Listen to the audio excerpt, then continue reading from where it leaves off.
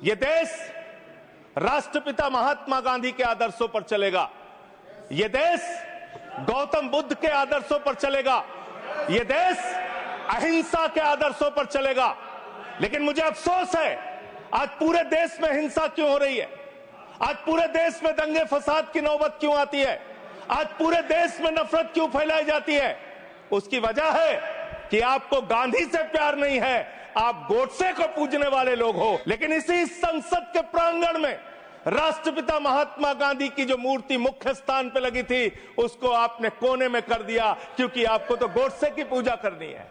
Wire नाम की एक न्यूज वेबसाइट है, उसने वो ऑडियो जारी किया जिसमें मुख्यमंत्री कह रहा है, मेरे पास देश के गृह मंत्री अमित शाह का फोन आया। अमित शाह कहते हैं, बीरेन सिंह तुम बम मारता है, बीरेन सिंह तुम बम मारता है, चुपके से मारा करो। ये देश के गृह मंत्री और राज्य के मुख्यमंत्री के बीच की, देश के गृह मंत्री और राज्य के मुख्यमंत्री के बीच की चर्चा है। और ये ऑडियो सार्वजनिक होना चाहिए, इस ऑडियो की जांच होनी चाहिए, इस ऑडियो का पता लगना चाहिए कि वो जो मुख्यमंत्री बोल रहा था बीरेन सिंह, वो सच बोल रहा था या गलत बोल रहा था। उस राज्य के अंदर जहां पे महिलाओं के साथ रेप की घटनाएं हुई, बलात्कार की घटनाएं हुई, उस राज्य के अंदर जहां एक कारगिल योद्धा की पत्नी को निवस्त करके घुमाया गया, उस राज्य में आपका ध्यान देश की अर्थव्यवस्था पे नहीं, देश की बेरोजगारी पे नहीं, किसानों पे नहीं, महंगाई पर नहीं, आप दिन रात औरंगजेब औरंगजेब औरंगजेब औरंगजेब, जनता कह रही है कट गई जेब, कट गई जेब, कट गई जेब, लोगों की जेब कट रही है, आप औरंगजेब औरंगजेब औरंगजेब चिल्ला रहे हैं। अरे हिंदुस्तान की चिंता करो। मान्यवर, मणिपुर के मुद्दे पर मैंने जब सदन में यह मुद्दा उठाया था, हो सकता है मेरे तरीके से सरकार असहमत रही हो, लेकिन मुझे भारतीय संसदीय इतिहास में सबसे ज्यादा समय तक सस्पेंड करके रखा गया मणिपुर का मुद्दा उठाने के कारण 11 महीने में सस्पेंड रहा, 11 महीने सदन से बाहर रहा। मान्यवर, मणिपुर का बजट ऐसे वक्त में आ रहा है जब देश की अर्थव्यवस्था की हालत पतली है। शेयर मार्केट में 5 महीने के अंदर देश के आम लोगों का 94 लाख करोड़ रुपए डूब गया। मान्यवर, मणिपुर का बजट ऐसे समय में आ रहा है जब बेरोजगारी 50 वर्षों में सबसे ज्यादा बढ़ गई है।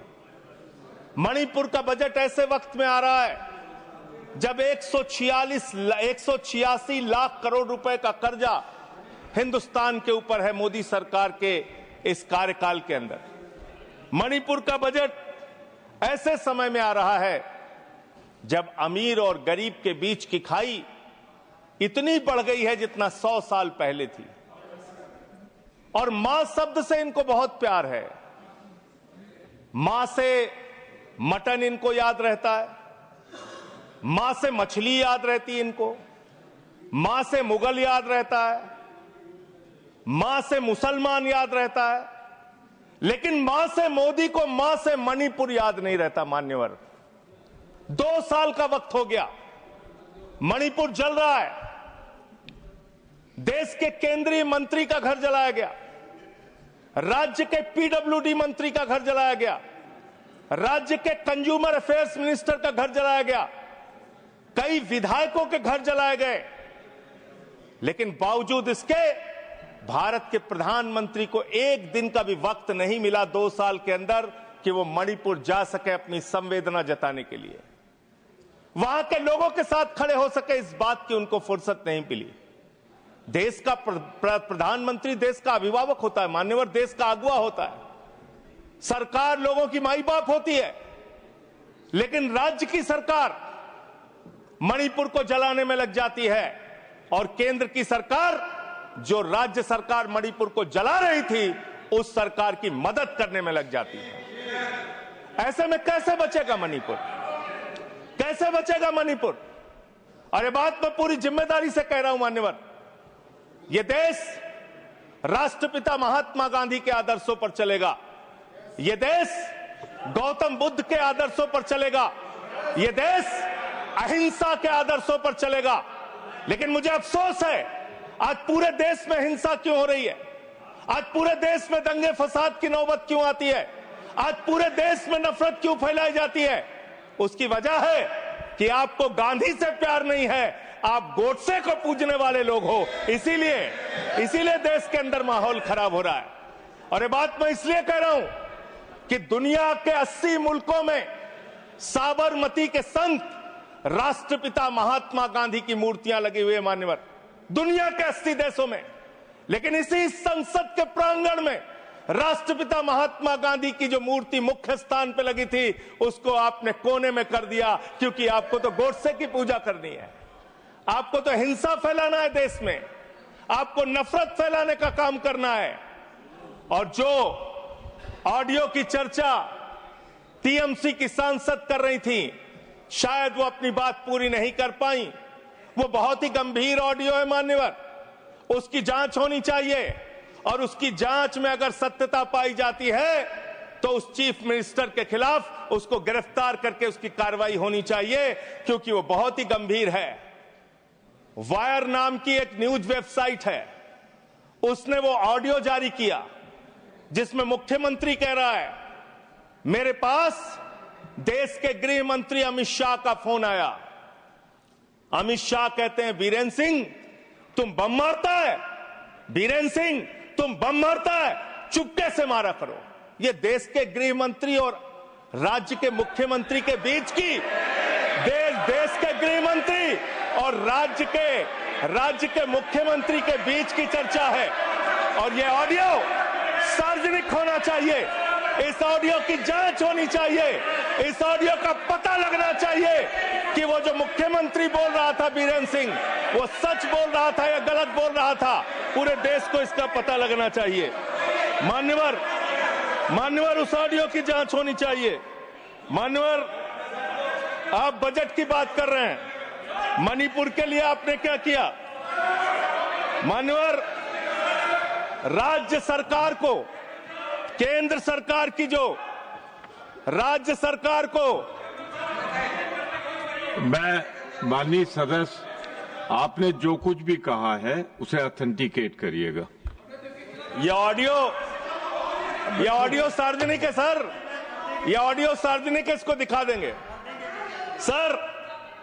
आपने ऐसा राज्य जो आज बदहाली में है, जहां पे लगभग 300 लोगों की जान जा चुकी है, 60,000 लोग बेघर हो चुके हैं, उस राज्य में जहां पे 5,000 घर जलाए गए लोगों को, उस राज्य में जहां पर 386 धार्मिक स्थान, जिसमें मंदिर है, चर्च है, मस्जिद है, तमाम धार्मिक स्थानों को जलाने का काम किया गया।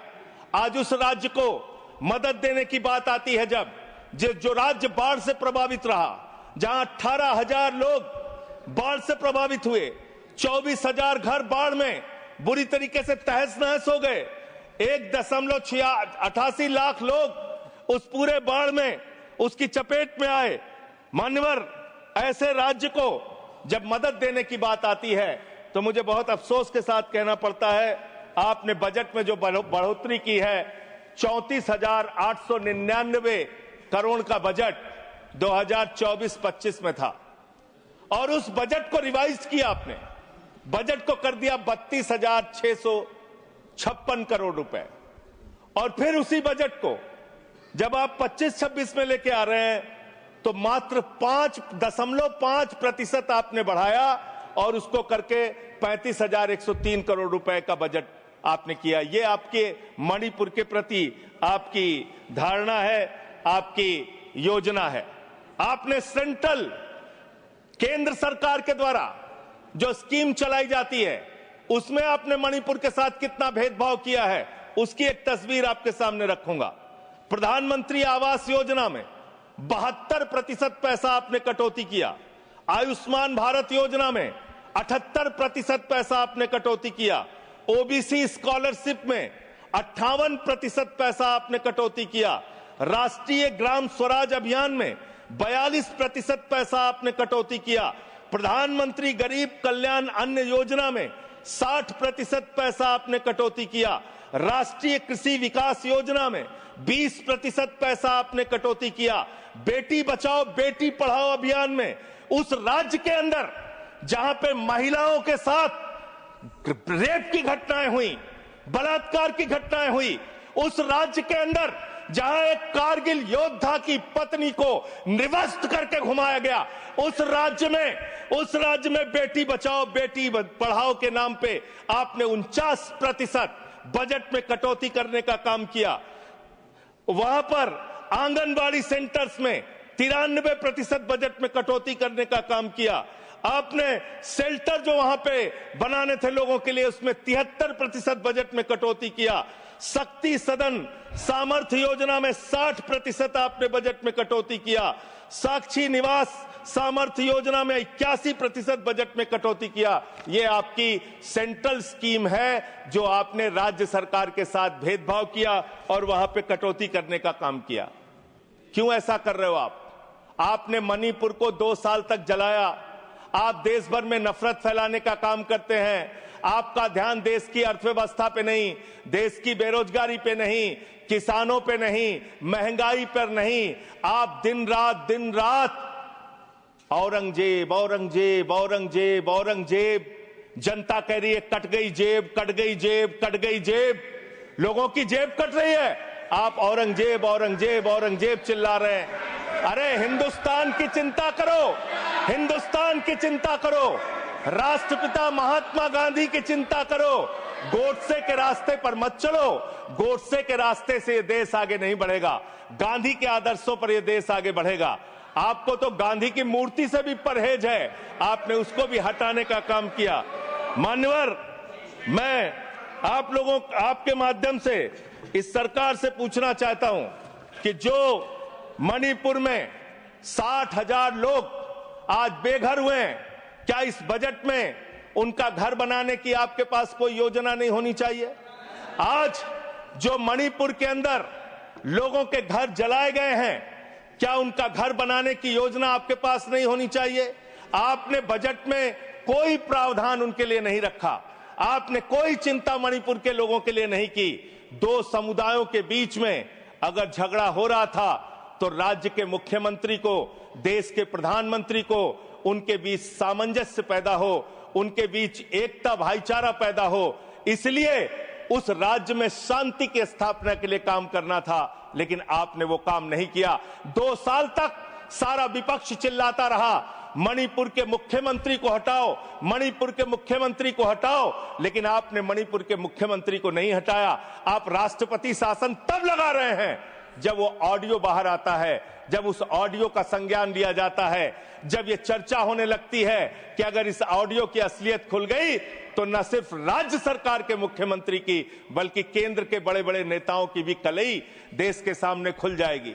इसलिए मान्यवर, मैं आपके माध्यम से इतना ही इस सरकार से कहना चाहता हूं कि आप कृपा करके इस देश का माहौल खराब करने की कोशिश मत कीजिए। मणिपुर की चिंता कीजिए, मणिपुर में कैसे लोकतंत्र की बहाली हो इस बात की चिंता कीजिए। आपने राष्ट्रपति शासन लगा दिया, ये बहुत दुर्भाग्यपूर्ण है मान्यवर कि मणिपुर का बजट पार्लियामेंट में चर्चा हो रही है। मणिपुर का बजट मणिपुर की विधानसभा में चर्चा होती, मणिपुर के बजट के बारे में योजनाएं मणिपुर की विधानसभा में चर्चा की जाती, लेकिन ये दुर्भाग्यपूर्ण है कि मणिपुर का बजट देश की संसद में हम सब लोगों को चर्चा करनी पड़ रही है। वहां लोकतंत्र की स्थापना के लिए पहल कीजिए, वहां शांति की बहाली के लिए पहल कीजिए, क्योंकि लोकतंत्र अगर खत्म होता है, लोकतंत्र का अगर गला घोटा जाता है मान्यवर, तो तानाशाही आती है, और तानाशाही किसी भी दृष्टि से किसी भी देश के लिए अच्छी नहीं है। अगर तानाशाही आती है तो वहां दंगे होते हैं, फसाद होते हैं, नफरत होती है, 2 समुदायों के बीच में झगड़ा होता है, तो लोकतंत्र की बहाली मणिपुर में कैसे होगी? मणिपुर को कैसे अधिक से अधिक आर्थिक सहयोग आपकी तरफ से दिया जा सकता है, इसके बारे में सरकार को चिंता करनी चाहिए। और प्रधानमंत्री जी फिर मां से मॉरिशस में हैं, मां से मणिपुर कब जाएंगे, इस बात का इंतजार देश की जनता को है कि अब आपको कोई वीजा नहीं चाहिए मणिपुर जाने के लिए। आप अमेरिका चले जाते हैं, लंदन चले जाते हैं, आप पूरी दुनिया घूम लेते हैं, आप कतर हो आते हैं, आप दुबई हो आते हैं, कतर के शेखों को गले भी लगाते हैं। जैसे कुंभ के मेले में बिछड़े हुए भाई हैं, इस तरीके से कतर के शेखों को आप गले लगाते हैं। ऐसे ही गले आप मणिपुर के भाइयों को भी लगाइए, मणिपुर के लोगों को भी लगाइए, उनको भी अपना सहारा दीजिए। आप देश के प्रधानमंत्री हैं, देश के अभिभावक हैं, और इस सरकार से मैं अंत में फिर से यही कहूंगा आपके माध्यम से कि मणिपुर की चिंता करो और देश में माहौल खराब करने के काम बंद कर दो। नफरत फैलाने से देश आगे नहीं बढ़ेगा। मोहब्बत की बुनियाद पर हिंदुस्तान आगे बढ़ेगा, नफरत की बुनियाद पर हिंदुस्तान आगे नहीं बढ़ेगा। बहुत बहुत धन्यवाद माननीय। Thank you.